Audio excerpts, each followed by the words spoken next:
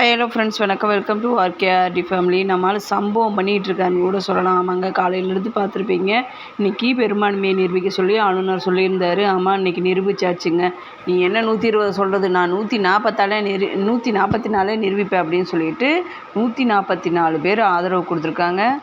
அதையும் நம்ம நிரூபித்தாச்சு. அடுத்து வந்துட்டு நம்ம மைக்கை பிடிக்க ஆரம்பித்தார். நம்ம உதயநிதி பிடிச்சி எங்களால் தான் புஷ்பா பாணியில் கட்சி நடக்குது, எங்களால் தான் வந்துட்டு டிவிக்கு ஆட்சியிலே இருக்குது, எப்போ வேணாலும் நாங்கள் தொங்கிட்டு இருக்க பிடுங்கிட்டு போவோம் அப்படிங்கிறது பற்றிலாம் நம்ம உதயநிதி பேசியிருந்தார்.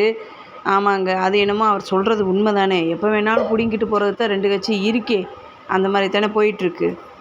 அதுக்கப்புறம் குதிரை பேரம் பேசப்பட்டது. விஜய் வீட்டுக்கு பனையூரில் உள்ள வீட்டுக்கு யார் மறைமுகமாக காருக்குள்ளே மறைஞ்சிக்கிட்டு போனது அப்படின்னு சொல்லி கேட்டிருந்தாங்க. அதுக்கு அவரே அமமுகவா தினகரன் கட்சியில் இருந்து காமராஜர் அவர் தான் போனாங்க அப்படிங்கிறது அவரே ஒத்துக்கிட்டார். நான் என்னுடைய மனச்சாட்சி பிரகாரம் தான் நான் எழுதி கொடுத்தேன் 1 வாரம் ஆச்சு. டிவிக்கு தினகரன் என்ன சொன்னார்னா, எங்கள் ஆளை கடத்திட்டு போய் வச்சுருக்காரு, விஜய் ஒழிச்சிட்டு போய் வச்சுருக்காரு, காணா அப்படின்னாரு. இது ஏஐ வீடியோ அப்படின்னு சொன்னார். உருட்டினார். லாஸ்ட்டாக அவங்களே காமராஜர் அவர்களே நான் விருப்பத்தோடு தான் ஆதரவு அளிக்கிறேன், போய் பார்த்தேன் அப்படிங்கிறதையும் சொல்லிட்டாரு. அடுத்து நம்ம விஜய் அவர்கள் எம்மதமும் சம்மதம், இது சாமானியருக்கான ஆட்சி, இது இல்லாதப்பட்டவனுக்காக ஆட்சி, எந்த மத பாடுபாடும் நான் பார்க்க மாட்டேன், துணிச்சலாக செயல்படுவேன், அதிகாரம் காட்ட மாட்டேன், அனைவருக்கும் அரவணைக்கும் அரசாக இருக்கும், யாரையும் வெறுக்கவும் மாட்டோம், அனைவரையும் விருப்பமாக எல்லோரையும் ஏற்றுக்குருவோம், மதச்சார்பற்ற அரசியல், யாரை எதிர்க்கவா போகவா, நான் இல்லாதவங்களுக்கு ஏழை மக்களுக்காக தான் முதல்வராக வந்திருக்கேன், நல்லது செய்யத்தான் வந்திருக்கேன், அன்னைக்கு சொன்னதான் இன்றைக்கி 1 ரூபா மக்கள் காசுலேருந்து எடுக்க மாட்டேன், எடுக்க வேண்டிய அவசியம் எனக்கு கிடையாது அப்படிங்கிறத அழுத்தந்திருத்தமாக உதயநிதி மூஞ்சியில் பொழிச்சிட்டு தண்ணி அடிக்கிறது மாதிரியே சொல்லியிருப்பார்.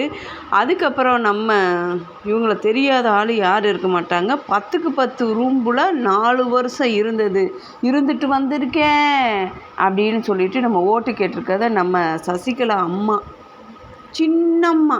இந்த அம்மாங்கிற பேர் அவங்க பிள்ளைங்களுக்கு செட் ஆகும், தமிழ்நாட்டுக்கு எப்படி செட் ஆகுங்கிறது எனக்கு தெரியல. இவங்களாம் எனக்கு பேசவே விருப்பம் இல்லை. என்னை அந்தளவுக்கு ஒரு துரோகின்னு கூட சொல்லலாங்க. இவங்க இப்போ என்ன மைக்கை பிடிச்சி பேசுகிறாங்கன்னா, ஏடிஎம்கே உடஞ்சதுலேருந்து 4 நாளாக நான் சாப்பிட்டு பட்னியாக கிடக்கேன். 4 நாளாக சாப்பிடாதாலும் மைக்கு முன்னாடி நல்லா தான் பேசுகிறாங்க. அது ஒரு பக்கத்தே இருக்கட்டும்.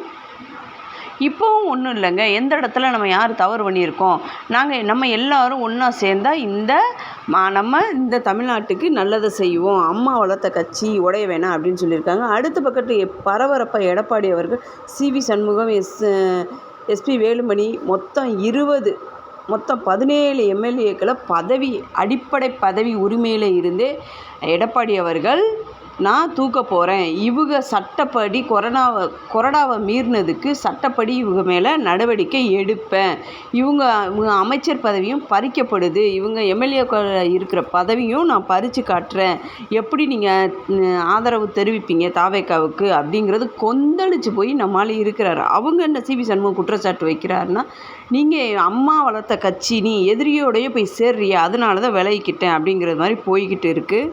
ஓகே, இதெல்லாம் இருக்கட்டும். எப்போங்க எங்களுக்கு 2500 காசு வரும், பெண்களாகி நம்ம கவலையப்படப்பட நம்ம அண்ணன் ஆட்சியில், அதனால் கவலைப்படாமல் 1000 ரூபாய் இந்த மாதம் 15ஆம் தேதியிலேருந்து ரெகுலராகவே வந்துடும். ஜூன் 22 விஜய் அவர்கள் பிறந்தநாள் வருது, அன்னையிலேருந்து 2500 சொன்னது மாதிரி போடப்படும் அப்படின்னு சொல்லிட்டுருக்காங்க. சிலிண்டர் சீக்கிரம் கூடிய விரைவிலே கையெழுத்திட போகிறோம், 6 சிலிண்டர் ஒரு வீட்டுக்கு அப்படிங்கிறதும் பேச்சுவார்த்தை போய்கிட்டு இருக்குது. பெண்கள் யாரும் கவலைப்பட வேணாம். இப்போ ஸ்கூல் திறக்க போகுது. காலை உணவு திட்டம் பிள்ளைங்களுக்கு இருந்தது, இன்னும் ஸ்டாலின் போட்ட அந்த காலை உணவு திட்டத்தை விட இன்னும் பெஸ்ட்டாக நம்ம பண்ணி கொடுக்கணும் அப்படின்னு சொல்லிட்டு முதல்வர்கள் பேச்சுவார்த்தை போயிட்டுருக்கு. இன்னுமே பெண்களுக்கு அந்த ஃப்ரீ பஸ்ஸும் தொடர்ந்துக்கிட்டே இருக்குது. அது வேணாம், நான் நிறுத்திட்டு அதுக்கப்புறம் ஆரம்பிக்க வேணாம், அது தொடர்ந்தே போகட்டும் அப்படின்னு நம்மால் சொல்லிக்கிட்டு இருக்கார்.